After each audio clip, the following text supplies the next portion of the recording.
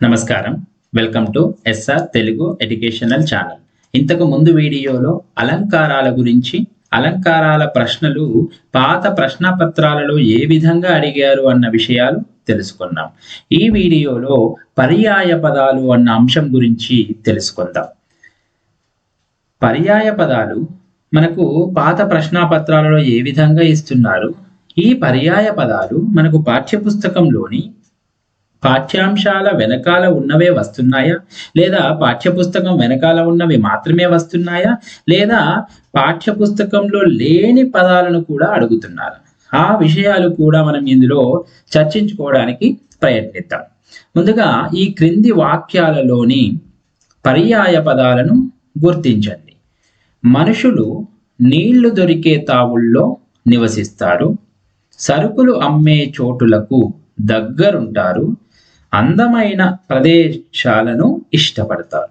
మనకి 3 వాక్యాలు ఇక్కడ కనిపిస్తున్నాయి. మనుషులు, ఇందులో పర్యాయ పదాలు గుర్తించాలి. చూడండి, ఇక్కడ మనుషులు, తావులు అని 2 ఇచ్చారు. కాబట్టి మనుషులు తావులకు సంబంధం అసలు లేదు. తావులు ప్రదేశాలు అట, నివసిస్తారు, దగ్గరుంటారు, సంబంధం లేదు. తావులు అందమైన, సంబంధం లేదు. తావులు ప్రదేశాలు అనేది సరైనది. కాబట్టి ఇక్కడ చూడండి 3 వాక్యాలు. ఒకటి తావులు అనేది సరైనది, రెండవది చోటులు, మూడవది ప్రదేశాలు. ఈ 3 కూడా మనకి పర్యాయ పదాలు అని చెప్పవచ్చు. క్రింది జాతీయానికి సరైన అర్థము, ప్రక్రియ, ఇవన్నీ ఒక్కొక్క ప్రశ్ననే ఇవ్వడం జరిగింది. కాబట్టి ఈ వీడియోలో మనం కేవలం పర్యాయ పదాలను మాత్రమే చర్చిద్దాం. తరువాత జాతీయాలు, సామెతలకు వెళ్ళడానికి ప్రయత్నిద్దాం. ఇక మరొక ప్రశ్న పత్రములో 2 పదాలకు సరైన పర్యాయ పదాలు గుర్తించమంటున్నాడు. ఇక్కడ వివరము అని ఇచ్చాడు. ఇక్కడ వాక్యాలు ఏమీ లేవు.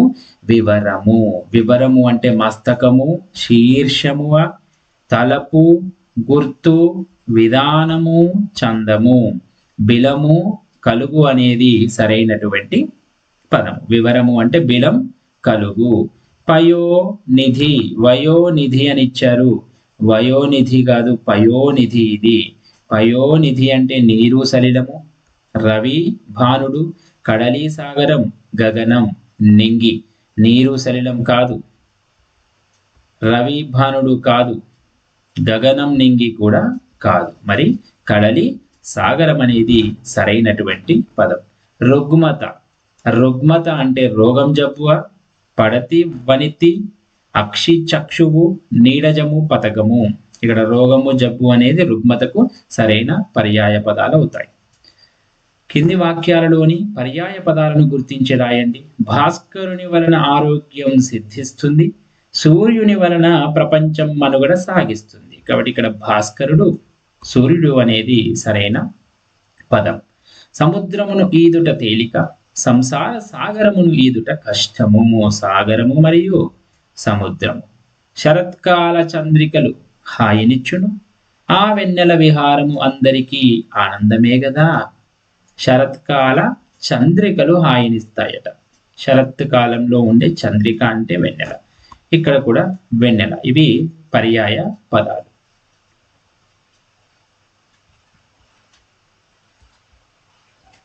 క్రింది వాక్యాలలో పర్యాయ పదాలను గుర్తించండి. గృహమే కదా స్వర్గసీమ అన్నట్లు కొత్త ఇంట్లో మేము ఆనందంగా ఉన్నాం.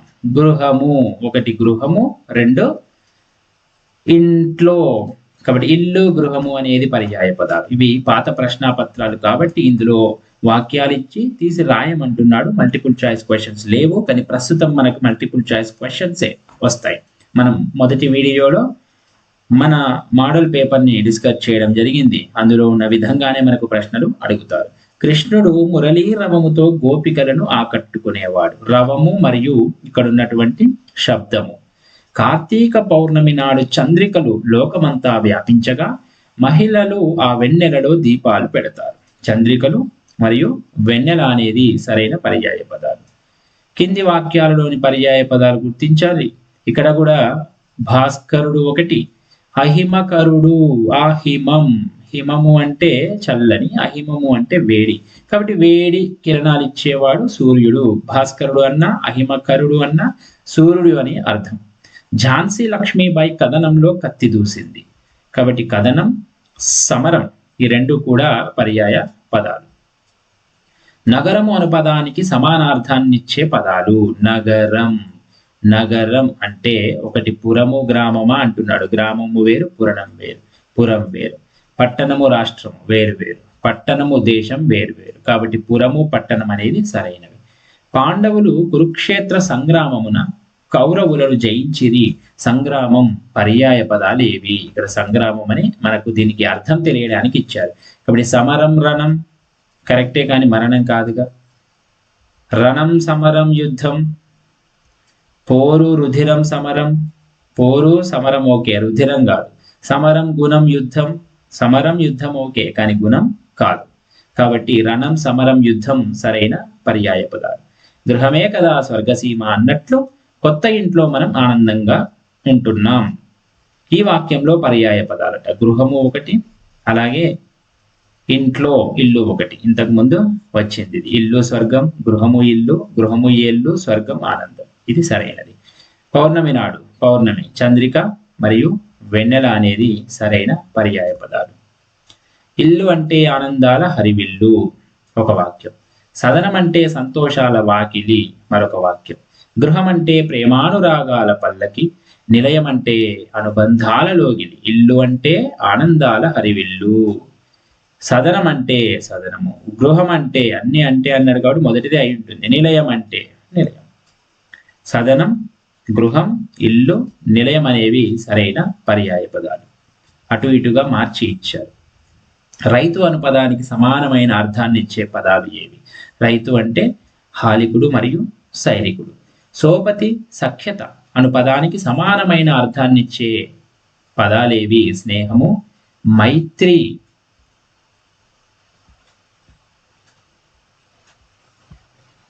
పంచభూతాలలో ధరణి ఒకటి. ధరణి. ఈ పుడమి పైననే ఎన్నో జీవరాశులు, కావున అవనిని రక్షించాలి. కాబట్టి ధరణి, పుడమి, అవని అనేవి సరైనటువంటి పర్యాయ పదాలు. గర్వం సర్వ అనర్థాలకు మూలం. గీత గీసిన పదానికి పర్యాయ పదాలు గుర్తించారట. గర్వం సర్వ అనర్థాలకు మూలం. మరి గర్వము అంటే పొగరు, అహంభావం గర్వమా? గర్వం గౌరవం పొగరువా? తప్పు.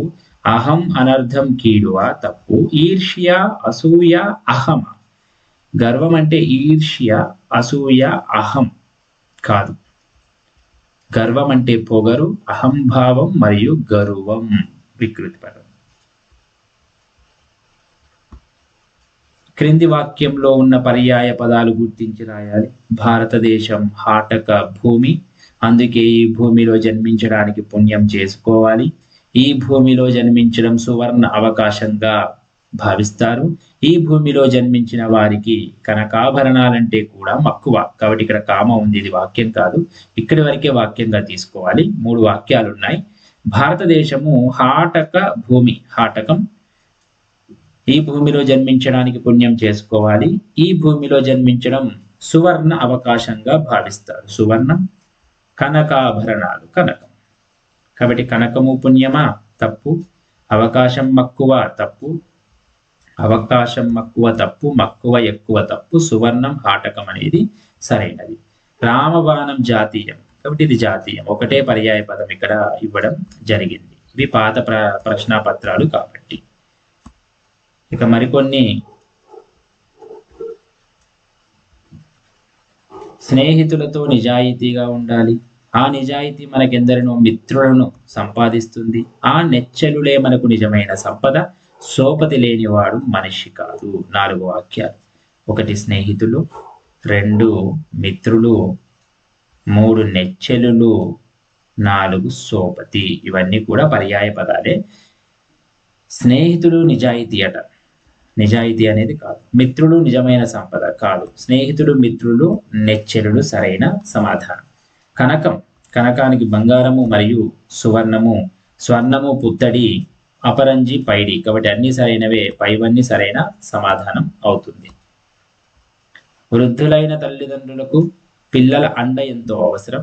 అందుకే వారికి ఆసరాగా ఉండడం మన ధర్మం. మానధర్మం కాదు, మన ధర్మం. తోడుగా ఉండడం మన కర్తవ్యం. కాబట్టి ఇక్కడ అండ, ఆసరా, తోడు, ఈ మూడు పర్యాయ పదాలుగా గుర్తించవచ్చు. విద్యార్థులు కేవలం విద్యలోనే వికాసం కాకుండా సమాజానికి సంబంధించిన అనేక విషయాలలో జ్ఞానం సంపాదించి ప్రగతి సాధించాలి. విద్యార్థులు కేవలం విద్యలోనే వికాసం కాకుండా సమాజానికి సంబంధించిన అనేక విషయాలలో జ్ఞానం సంపాదించి ప్రగతి సాధించాలి. కాబట్టి ప్రగతి మరియు వికాసం అనేవి సరైన పర్యాయ పదాలు. రాజు మరణిస్తే ఒక తార రాలిపోతుంది, కవి మరణిస్తే ఒక నక్షత్రం ఆకాశానికి ఎక్కుతుంది అన్నాడు జాషువా. కాబట్టి ఇక్కడ తార మరియు నక్షత్రం అనేవి సరైన పర్యాయ పదాలు. సరిహద్దు దాటి రాబోయిన శత్రువులను సైనికులు పొలిమేర వద్దే ఎదుర్కొన్నారు. ఒకటి సరిహద్దు, రెండు పొలిమేర. ఆకాశములోని నక్షత్రాలలో ధ్రువ తార ఎక్కువ వెలుగునిస్తుంది. నక్షత్రము మరియు తార. అడవిలోని వేదండముల గుంపు తమ నాయకుడైన గజమును అనుసరిస్తున్నాడు. ఒకటి వేదండము, రెండు గజము. మహిళలు లేని ప్రపంచం సూర్యుడు లేని ఆకాశంలా ఉంటుంది. అందుకే పెద్దలు అతివలను గౌరవించారు. అతివలు మరియు మహిళలు. చిత్తమును మనసును జోడించి భగవంతుని ధ్యానం చేయాలి. చిత్తమును మనసును జోడించి భగవంతుని ధ్యానం చేయాలి. కాబట్టి మనసు చిత్తము రెండు ఒకటే. రామేశ్వరం వద్ద సముద్రంలో గల సేతువు సునామీలు రాకుండా భారతీయులను ఆనంద జలధిలో ఉంచుతుంది. రామేశ్వరం వద్ద సముద్రం సునామీలు రాకుండా భారతీయులను ఆనంద జలధిలో ఉంచుతుంది. జలధి అన్నది సముద్రం, జలధి పర్యాయ పదాలు. రుద్రమదేవి కథన రంగంలో ఎందరో శత్రువులను తన కృపాణమునకు బలి ఇచ్చింది. అసితోనే రాజులు విజయం సాధిస్తారు. ఒకటి కృపాణము, రెండు అసి అనేది సరైన సమాధానం అవుతుంది. అడవిలోని కరి చెరువులో నీళ్లు తాగుతుంది. అది వెనకనున్న గజములను రమ్మని పిలిచింది. గజము మరియు కరి. ఇక మనకి పాఠ్య పుస్తకం వెనక ఉన్న పర్యాయ పదాలు చూద్దాం. అండ, ఇది మనకి వచ్చింది. ఆసరా, తోడు. అపూటం, పూర్తిగా శాంతం. ఆలయం, ఇల్లు, గృహం, ఇది కూడా మనకి ప్రశ్నాపత్రంలో గమనించవచ్చు. ఇది వచ్చింది. ఆశ, ఇచ్ఛ, ఈప్స, కాంక్ష. ఉన్నతి, వికాసం, అభివృద్ధి, ప్రగతి, ఇది కూడా మనకి ప్రశ్నపత్రంలో వచ్చింది. కనకం, బంగారం, హేమం, సువర్ణం, ఇది వచ్చింది. కుత్తుక, గొంతు, మెడ. కోవెల, గుడి, దేవలం. చిత్తము, మనసు, హృదయం కూడా వచ్చింది. కృపాణం, ఖడ్గము, కత్తి, ఇది కూడా వచ్చింది. ఇవన్నీ కూడా మనకి ఇంతకుముందు చేసిన ప్రశ్నాపత్రాలలో ఉన్నవే. జలధి, వార్ధి, సముద్రం, ఇది కూడా ఉంది. జలజము, పద్మము, కమలం. తారలు, నక్షత్రాలు, చుక్కలు, ఇది ఉంది. తొలి, మొదటి, ఆది. త్యాగం, ఈవి, ఈగి. దిశ, దిక్కు, కాష్ట. దేవాలయం, గుడి, కోవెల. పానుపు, పరుపు, పడక. పురాగ, మొత్తం, అంతా. పొంకంగా, సొంపుగా, అందంగా. పొలిమేర, సరిహద్దు, ఎల్ల, ఇది కూడా వచ్చింది. పోరాటం, యుద్ధం, సంగ్రామం, సమరం, ఇది వచ్చింది. ప్రశంస, పొగడ్త, స్తోత్రం. బంగారం, పసిడి, పైడి, పుత్తడి, ఇది వచ్చింది. బాట, దారి, మార్గం. భండనం, యుద్ధం, రణం, ఇది వచ్చింది. భర్త, ధవుడు, నాథుడు, పతి, మగడు. భార్య, పత్ని, అర్ధాంగి, దైత, దార, జాయ. మిత్రుడు, స్నేహితుడు, చెలికాడు, ఇది వచ్చింది. వటువు, బ్రహ్మచారి, వడుగు, వర్ణి, ఉపనీతుడు. వర్షము, సంవత్సరము, ఏడాది. విప్రుడు, బ్రాహ్మణుడు, భూసురుడు. విషాదం, బాధ, దుఃఖం. విష్ణువు, నారాయణుడు. కేశవుడు, దామోదరుడు. వెచ్చించు, ఖర్చు చేయు, వినియోగించు. వెన్నెల, జ్యోత్స్న, కౌముది, చంద్రిక, ఇది వచ్చింది. వేదండము, ఏనుగు, కరి, గజము, ఇది వచ్చింది. సంబురం, సంతోషం, ఆనందం, సొంపు సోయగం, అందం సంస్కరణ బాగు చేయడం, చెడును రూపుమాపడం, హాటకం బంగారం, హొన్ను కాంచనం, సువర్ణం, హేమం, కనకం. ఇది కూడా మనకి ప్రశ్న పత్రాలలో గమనించాం. ఇక ఇదే విధంగా మనము ఈ పాఠ్యాంశాల వెనక ఉన్నటువంటి పర్యాయ పదాలు కూడా ఒకసారి గమనిద్దాం. ఏవేవి మనకు పాఠ్యపుస్తకం వెనకాల కూడా ఉన్నాయి, అలాగే పాత ప్రశ్నాపత్రాలలో కూడా మనకి కొన్ని కనిపించాయి. అవన్నీ కూడా ఏం కనిపించాయి అనేది ఒకసారి మనము గమనించడానికి ప్రయత్నిద్దాం. మనకు చివరి పాఠ్యాంశాన్ని ఒకసారి చూసినట్లయితే మనకి ఇందులో పదజాలం అర్థాలు ఇచ్చారు, అలాగే అర్థాలతో పాటు పదాలు వివరించి రాయడం ఉంది. అంతేకాని మనకు పర్యాయ పదాలు అయితే చివరి లెసన్లో మనకు ఇవ్వలేదు. దానికంటే ముందు పాఠ్యాంశం ఒకసారి చూద్దాం. ఇక్కడ పదాలకు అర్థాలు, నానార్థాలు, పర్యాయ పదాలు ఇక్కడ ఇచ్చారు చూడండి. వనిత, వనిత అని ఇచ్చారు ఒకటి, పసిడి ఇచ్చారు, ఈ రెండు మనకి వచ్చినవే. పారాశర్యుడు, వ్యాసుడు, బాదరాయణుడు, ఆగ్రహము, అహిమకరుడు, ఇది కూడా మనకు వచ్చింది చూడండి.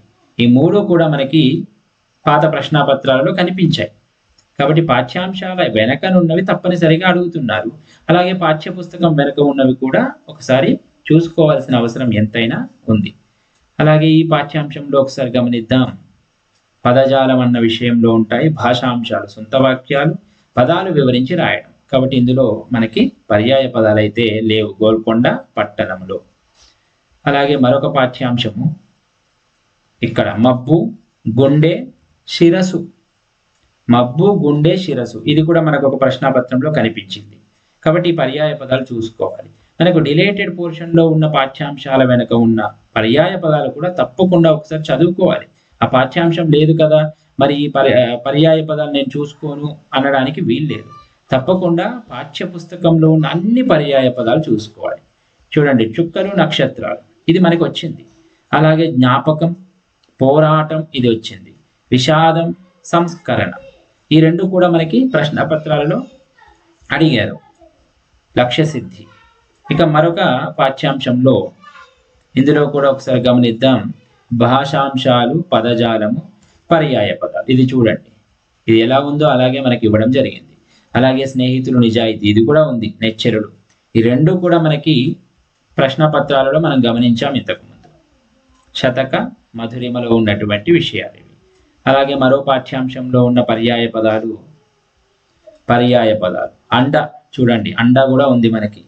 అండ ఇచ్చారు, ఉన్నతి ఇచ్చారు, వికాసం ఇచ్చారు. చూడండి, ఇవన్నీ కూడా మనకి ప్రశ్నపత్రాలలో ఇంతకుముందు మనం గమనించాం. అలాగే మరో పాఠ్యాంశం, మరి ఇది మనకు లేదు, ఒకసారి గమనించండి. ఈ పాఠ్యాంశం మనకి పోర్షన్లో భాగ్యోదయం లేనే లేదు, అయినా కూడా ఈ వెనక ఉన్న పర్యాయ పదాలు మనం గమనించాం. కాబట్టి డిలేటెడ్ పోర్షన్లో ఉన్నటువంటి పాఠ్యాంశాల వెనక ఉన్న పర్యాయ పదాలు కూడా చదవాలి. చూడండి, నరుడు, అరణ్యము వచ్చింది. రైతు కూడా అడిగాడు. మరణం, వాంఛ, వృక్షం, పల్లె, ఇందులో ఇవి కూడా వచ్చాయి. నగర గీతం, ఇదంటే మనకు పోర్షన్లో ఉంది కాబట్టి దీని వెనకాల ఉన్నవి కూడా వచ్చాయి. ముఖ్యంగా పాఠ్యాంశాల వెనకాల ఉన్నాయి బాగా గమనించాలి తప్పనిసరిగా. చూడండి, పర్యాయ పదాలు, మేను, పెయి, ఇది మనుషులు, నీళ్లు దొరికే తావుల్లా, చూడండి ఇది ఇలాగే వచ్చింది. తావు, చోటు, ప్రదేశం, ఇది ఎలా ఉందో అలాగే మనకు పర్యాయ పదాలలో ఇవ్వడం జరిగింది. ఇప్పుడు మనకి పాఠ్యాంశం పోర్షన్లో లేదు, అయినా సరే ఇందులోంచి కూడా మనకి పర్యాయ పదాలు ఇచ్చారు. బట్ ఒకసారి చదువుకోవడమే ఉత్తమం, ఇవ్వకపోతే మంచిదే. ఒకవేళ ఇచ్చారనుకోండి మార్కు పోగొట్టుకుంటాం. కాబట్టి ఎన్నో ఉండవు, ప్రతి పాఠ్యాంశం వెనుక 2, 3 ఉంటాయి, అంతకంటే ఎక్కువ లేవు. కాబట్టి ఆ 2, 3 ఒకసారి చదువుకోవడం మంచిదే కదా. రవము, ఇది కూడా వచ్చింది మనకి. కృపానము, ఇది కూడా ఇచ్చారు చూడండి. ఈ రెండు మనకి పర్యాయ పదాలు ఇచ్చారు. అంటే ఎక్కువగా పాఠ్యాంశం వెనకాల ఉండే తప్పకుండా అడుగుతున్నారు. చూడండి, ఈ తెలంగాణ పాఠ్యాంశం కూడా మనకి పోర్షన్లో లేదు, మరి వీర తెలంగాణ లేదు, అయినా దీని వెనకాల ఉన్నవి మనకు పర్యాయ పదాలు అడిగారు. కాబట్టి తప్పకుండా రిలేటెడ్ పోర్షన్లో ఉన్నవి కూడా టెక్స్ట్ బుక్ వెనకాల ఉన్న అన్ని పర్యాయ పదాలు తెలుసుకోవాల్సిందే. ఇల్లు, గృహం కూడా వచ్చింది చూడండి. ఇల్లు, గృహం కూడా మనం పర్యాయ పదాలు చూసాం. ఈ పాఠ్యాంశం అయితే మనకి పోర్షన్లో ఎలాగో ఉంది.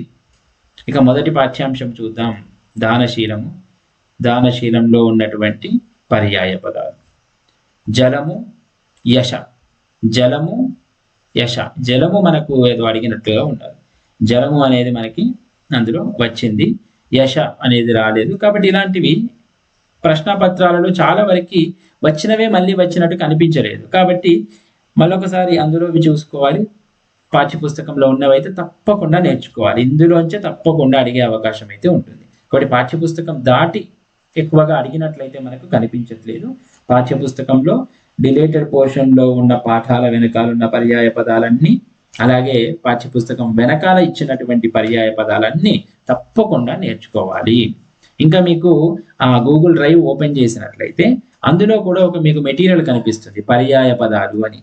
అందులో పాఠ్యపుస్తకం అంటే పాఠ్యాంశం వెనకాల ఉన్నవి కావు, పాఠ్యపుస్తకం వెనకాల ఉన్నవి కాకుండా మరికొన్ని పాఠ్యాంశాలలో పరిచయమైన పదాలకు కూడా పర్యాయ పదాలు ఇచ్చారు.